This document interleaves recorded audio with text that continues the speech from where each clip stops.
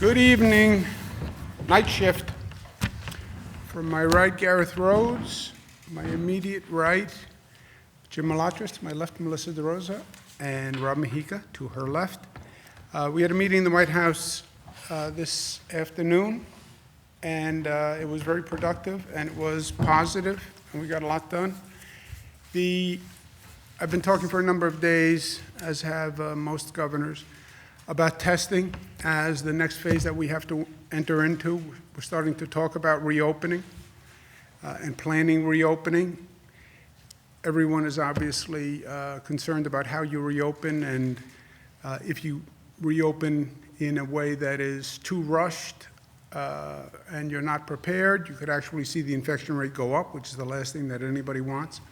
And testing is the best way to inform and educate yourself as you're going through the reopening process. So you can watch not just hospitalizations, which will have that data, but also testing, so you can look at the infection rate across the state and see how the infection rate is increasing.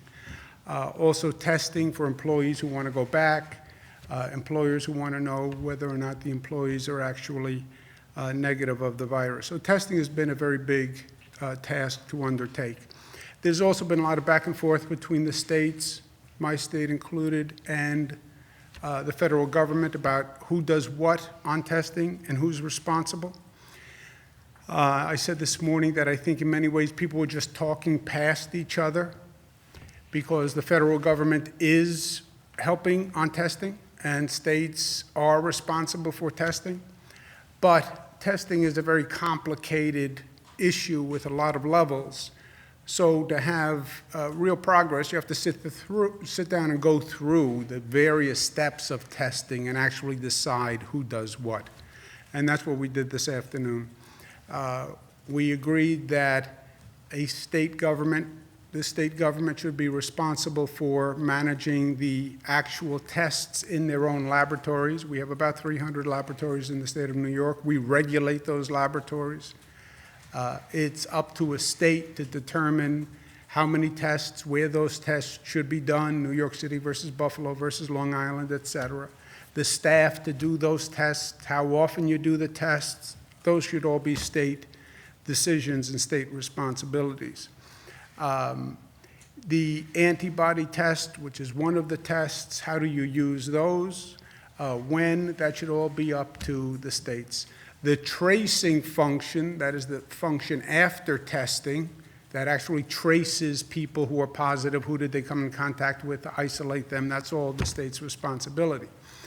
The problem with testing and bringing testing up to scale has been the national manufacturers of the equipment who make the testing kits that they have to send to the state labs so the state labs can actually perform them. Those are done by national manufacturers. And the national manufacturers have said they have a problem with the supply chain to quickly ramp up those tests. They need swabs, they need vials, and they need chemicals, quote unquote, reagents. That is where the federal government can help. States cannot do international supply chains. I guess they could, but not in this time frame, and that's not what we do. And you shouldn't have 50 states competing to do international supply chains.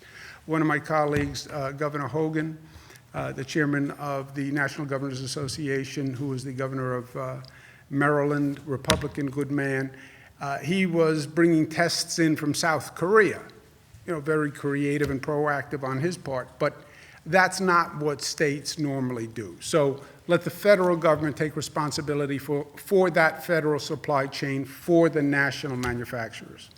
And that's what we agreed in this meeting. That is an intelligent division of labor, in my opinion. Let each level of government do what it does best. And it ends this back and forth. What do the states do? What does Washington do? Who's responsible, et cetera.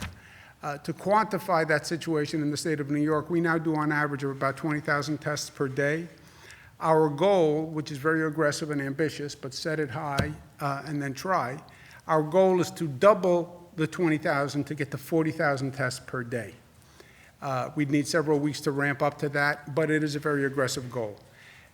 That is our current system at maximum. That's our current laboratory system, 7 days a week, 24 hours a day. The maximum our system as it exists can do is that number.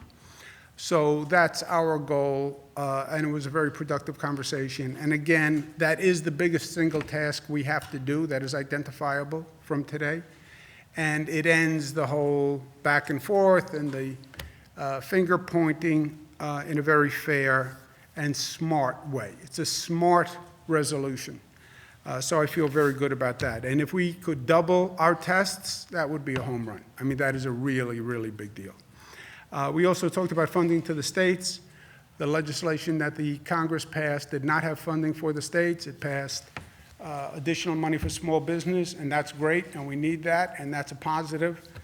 But it did not fund state governments, which to me is just a mistake, frankly. Fund small businesses, fund airlines, but you don't fund police, you don't fund fire, you don't fund healthcare workers, you don't fund teachers, you don't fund schools, you cut the aid to schools in this state. You know the state governments are broke, to use a very blunt term, and you know the state governments are now responsible for the reopening, and the governors are going to do the reopening, and they have no funds to do it. So we talked about that. The president said he understood the issue and that he would work very hard to get funding for the states in the next piece of legislation that passes, and we hope there is another piece of legislation.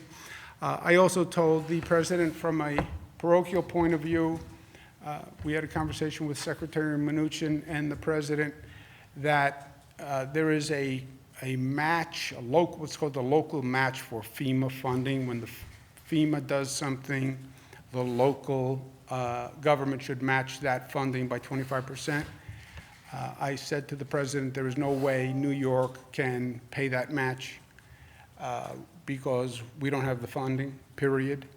And it is disproportionate to New York because we've had such a much larger number of cases than any other state in the United States that it falls disproportionately on New York, which disproportionately is dealing with this crisis in the first place. We get all the hardship, and then we get a bill because we had the hardship. Makes absolutely no sense. And as a practical matter, we couldn't pay it anyway. The president said he understood and that he would work to waive the local match. Secretary Mnuchin said he understood. Secretary Mnuchin was very supportive.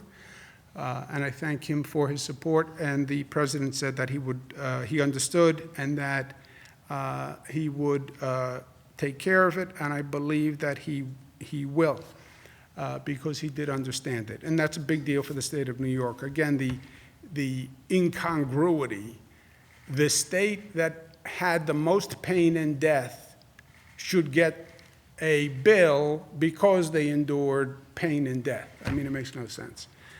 So that was a lot, and it was complicated, but vitally important. And the resolution was good across the board. We met not just with the president, but with members of his team, because a lot of this is granular and detailed, and if you don't work out the details, there is no conceptual agreement, right? It has to be on the details so people actually know what we're agreeing to, and it was on that level. So I thank all the people on the president's team who made themselves available and worked this through with us in detail, and it's a really positive resolution. Any questions? So, Governor, did you get any commitment on either testing or aid?